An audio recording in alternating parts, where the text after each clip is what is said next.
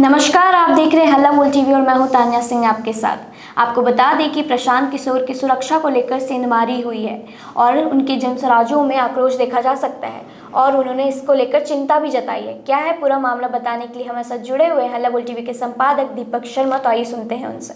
देखिए, अभी हाल ही में दिल्ली की सीएम रेखा गुप्ता के साथ एक कार्यक्रम में एक गुजरात के एक युवक ने, जो दिल्ली में रहता था, मारपीट की, बाल नोच लिए रेखा गुप्ता के, जो दिल्ली के सीएम है, थप्पड़ मारे, गालियां दी। और इसके बाद इस पर पूरे देश में चर्चा शुरू हो गई थी कि नेता ही खुद कितने सुरक्षित हैं, जबकि दिल्ली की सीएम रेखा गुप्ता इतनी सुरक्षा व्यवस्था के साथ चलती हैं। अब प्रशांत किशोर के साथ जो आज हुआ है, उसके बाद जनसुराजियों में आक्रोश स्वाभाविक है। प्रशांत किशोर की सभा चल रही थी, स्टेज पर प्रशांत किशोर भाषण दे रहे थे, तभी एक युवक जो नशे में धुत लग रहा था, वो वहां पहुंच गया और एकदम मंच के करीब पहुंच गया और आरजेडी का झंडा लहराने लगा और नशे की हालत में लालू यादव जिंदाबाद, तेजस्वी यादव जिंदाबाद के नारे लगाने लगा। उस दौरान जब प्रशांत किशोर के भाषण में वो व्यवधान डालने लगा और चिल्लाकर रोकने लगा प्रशांत किशोर के भाषण को, तो मंच पर मौजूद कई लोग उसे पकड़ने के लिए आगे बढ़ने लगे। लेकिन प्रशांत किशोर ने सूझबूझ का परिचय दिया और वे समझ गए कि अगर यह हमारे समर्थकों के हाथ लग गया तो ये इसे पीटेंगे, इसलिए उन्होंने रोक दिया अपने समर्थकों को और कहा कि इसे चिल्लाने दो, ये थोड़ी देर में थक कर यहाँ से चला जाएगा। और प्रशांत किशोर उसे इग्नोर करते रहे और अपना भाषण उन्होंने जारी रखा।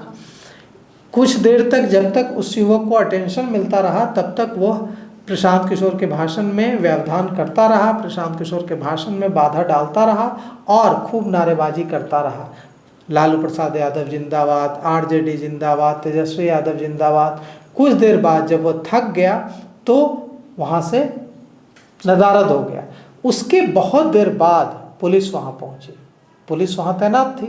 इसके बावजूद पुलिस काफ़ी देर बाद वहाँ पहुँची और उसके बाद पुलिस ने पता लगाने की कोशिश की कि वह युवक कहाँ से आया था, कहाँ के चला गया। और वहाँ मौजूद लोगों से पुलिस पूछताछ करने लगी कि वो युवक किधर गया, लेकिन वो युवक गायब हो चुका था।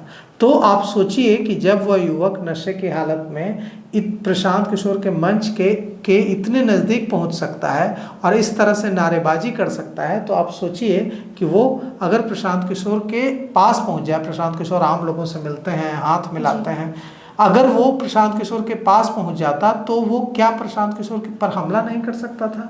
प्रशांत किशोर की सुरक्षा में सेंधमारी नहीं हो सकते थे?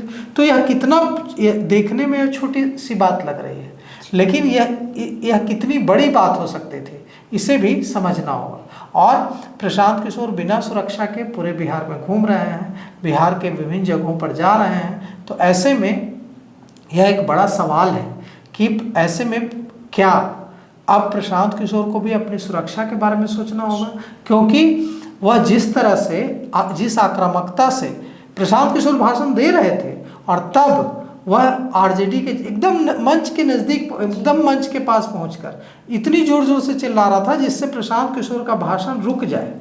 और वहाँ इसके लिए हमें जनसुराजियों की भी दाद देनी होगी कि किसी जनसुराज के किसी कार्यकर्ता ने उसे पीटा नहीं। आप सोचिए कि यह आरजेडी की रैली होती, कल्पना कीजिए कि आरजेडी की रैली चल रही है, तेजस्वी यादव भाषण दे रहे हैं या लालू प्रसाद यादव भाषण दे रहे हैं और वहाँ जनसुराज का कोई कार्यकर्ता जनसुराज का झंडा लेकर पहुंच जाए और प्रशांत किशोर जिंदाबाद के नारे लगाने लगे, या भारतीय जनता पार्टी या जनता दल यूनाइटेड का कोई कार्यकर्ता पहुंच जाए और नीतीश कुमार और नरेंद्र मोदी जिंदाबाद के नारे लगाने लगे।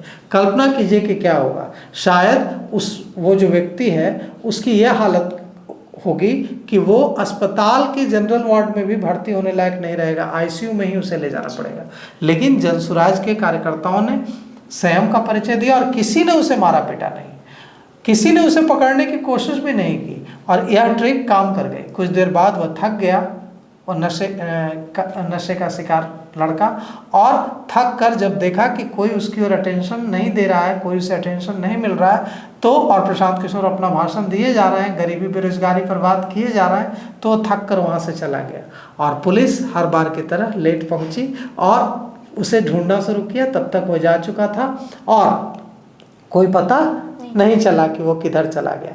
तो यह सीधे सीधे प्रशांत किशोर की सुरक्षा में सेंधमारी का मामला है। आपकी क्या राय है इस पर हमें कमेंट करके ज़रूर बताएं। फिलहाल इस पेशकश में इतना ही। आगे की खबरों के लिए देखते रहे हल्ला बोल टीवी। धन्यवाद।